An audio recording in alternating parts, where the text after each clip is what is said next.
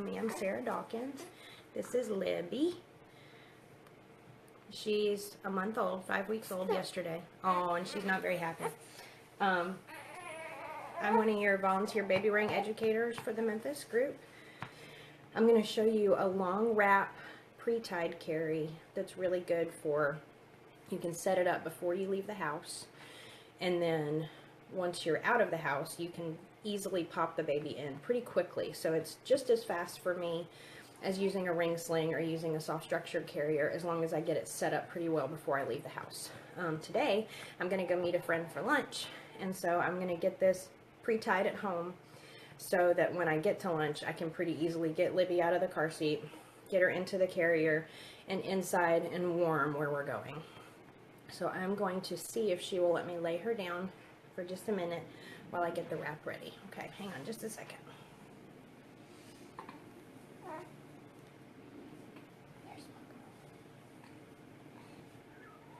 There's my girl. Okay, so I have a long woven wrap here. This is pretty close to my base size. It's a size 6. There's my middle marker. I'm going to put my middle marker at my back.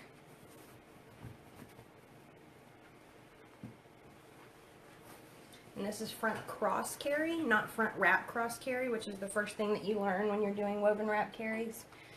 The middle marker goes at your back right here. And then you're going to take, I take my dominant hand side, so my right hand side, and put it up and over that shoulder. Left hand side up and over that shoulder. Oh, you're okay, Libby. I'm going to get you in just a minute. Then I'm going to reach behind me to that first side and make sure it stays under. The left side stays under. You should have the same side of the wrap showing around all these little corners, okay? So this is going to be really loose. Tie a half knot at your stomach, like this. And then all of this extra slack, you're going to pull out. Okay, babe. I'll show you how this part works.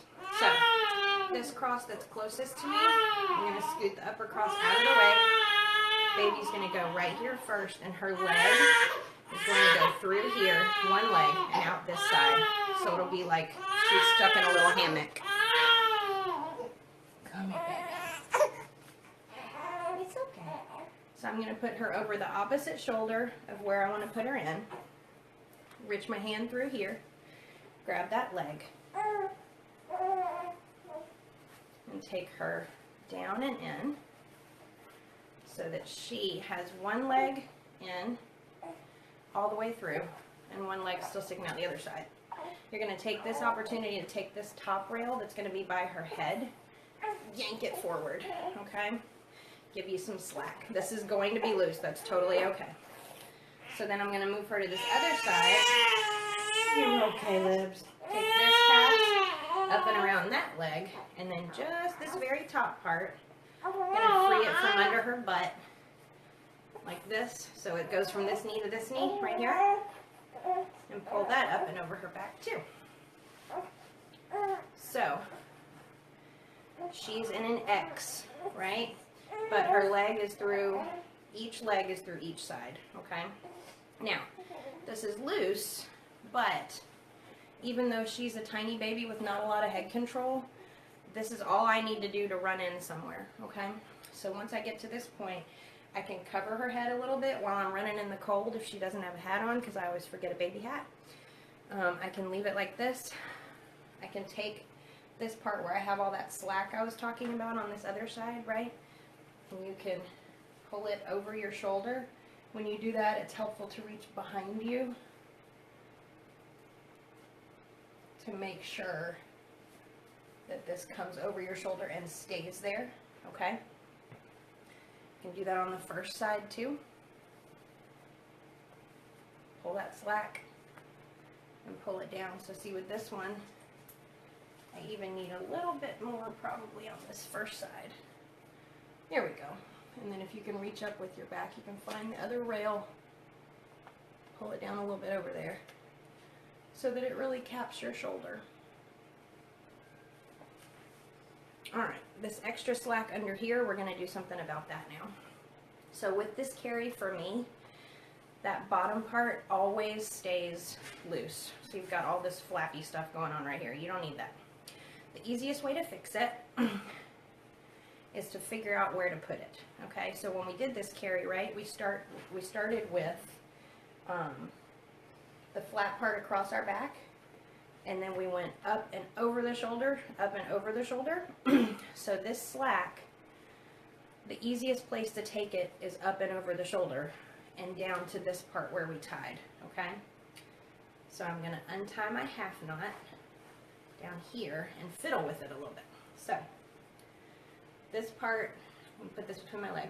This part right here, I'm gonna pull down on the rail that corresponds to it, and you're gonna see that slack go away. Okay? So when I pull like that, and I'm pulling down and out through the length of the wrap, I'm taking care of that slack right there. So that's gonna keep her foot nice and high right here, okay? She's got a nice seat. I'm gonna do the same thing on the other side because I've got all this loose stuff over here too. So, back behind this way, my bottom, which is right here, you can see it goes out there. I'm gonna pull it out and down and wiggle my shoulder a little bit. And so then this part's gonna be tight over here too, okay? And I can re-spread my shoulder things right here. Spreading this over your shoulder also keeps the wrap from really riding up on your baby's face. So with Livy, she's tiny. I want to be able to make sure that she's breathing and all that good stuff. So if this is over top of her head, I can't visualize her very well. So I like to be able to see her ears and see her nose. So that's why I spread this on the side there. It's not necessary. You also can just bunch it up. But if I want this pass nice and high over her back, you can see if it just went this way, it would go bloop, like right over the top of her face. And we don't want that. So the folding it back is your way to prevent that. What it also does is it gives you this little, if you can kind of see here, there's this little net almost right here. So if her head wants to flop to one side, this is going to catch it, which is kind of nice too with a little baby. As long as this is nice and snug, it ends up being almost like a cushion for her head if she goes that side or the other side. Okay, so when you get somewhere and get inside and tighten those bottom parts, then you just go under the feet here because she's in here, right? There's fabric between her legs and she's stuck. She's not going anywhere. So you don't need this knot to secure anything. You can just put it under the feet and tie your double knot. So you can tie your single knot, double knot there, and then go about your business.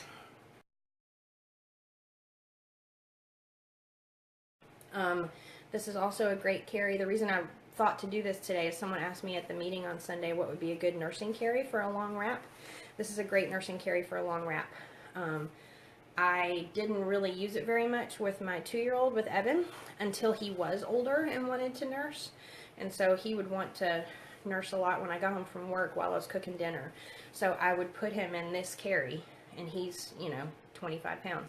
I would put him in this carry while I was cooking dinner and be able to nurse him. So what you do if you want to do that is you untie your knot back here, you bounce. When they're bigger, bounce. When they're little, you don't bounce because you don't want to jiggle their head too much. But you can see how you can pull them lower down to breast level. And then what I usually do is, again, just tie like a secure but only single knot down here to make sure she's in good position. I can lean her forward, get to my, like today I've got a nursing shirt on because I'm going to be gone for a long time. Get to my nursing shirt, get my breast out, get her settled, and then the nice thing is you can reach in from the side if you need to support your breast. So you can go this way and get latched on that way. If you rather hold behind their head and reach in on the center right here, you've got room to do that too. So this is a really great carry for nursing. And then once you're done, they fall asleep. You can even reach in. She really likes to have hands on her.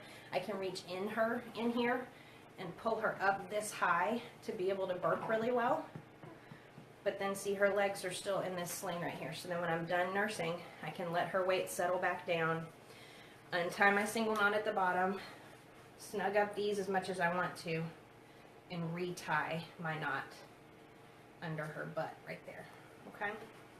So anyway, this is a really good cold weather carry. If you have one wrap and it happens to be a long wrap, this is a great one. There's a variation where you can do this with one sling ring at your back with a short wrap. It's called short cross carry. So if anyone has like a size 4, size 3 even sometimes, that you want to try to do a carry like this so that you can raise and lower while you're out and about, or pop in and pop out. This is what we call a poppable carry, because I'll show you how to do that too. So you can search for front cross carry with a ring, or short cross carry with a ring. Okay, so now I'm ready to go get in the car and leave to go to lunch. So I've taken a little bit of my tension out, and I'm just going to spread this pass back out, and of course support her head, especially if she's floppy, which she's not. She's pretty strong. Get her leg out of this part. Here we go.